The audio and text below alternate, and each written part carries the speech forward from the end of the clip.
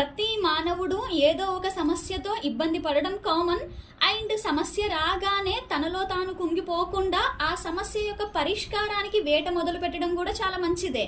అయితే మీ వ్యక్తిగత జాతకంలో ఏ దోషాలు ఉన్నా, మీ వ్యక్తిగత జీవితంలో ఏ సమస్యలు ఉన్నా కూడా అన్నిటికీ ఏకైక పరిష్కారం ఏంటి అనే విషయంగా మీరు చూసుకున్నట్లయితే, ఏ సమస్య ద్వారా అయితే మీరు ఇబ్బంది పడుతున్నారో ఆ సమస్య కలిగినటువంటి వారికి మీ చేతనైనటువంటి సహాయాన్ని అందించండి. మనము సైకలాజికల్ గా చాలా ఇబ్బంది పడుతున్నాము, అలాంటి పేషెంట్స్ కి అవ్వచ్చు, దీన స్థితిలోకి వెళ్ళిన వాళ్ళకి మీరు చెప్పే అటువంటి 2 మంచి మాటలు వారిలో ధైర్యాన్ని నింపగలగడము, మీ సమస్యని బట్టి మీకంటే కాస్త తక్కువ లేదా ఎక్కువ స్థాయిలో ఉండే వాళ్ళకి మీ శక్తి కొలది సహాయం చేయడమే అన్ని సమస్యలకి ఏకైక పరిష్కారం.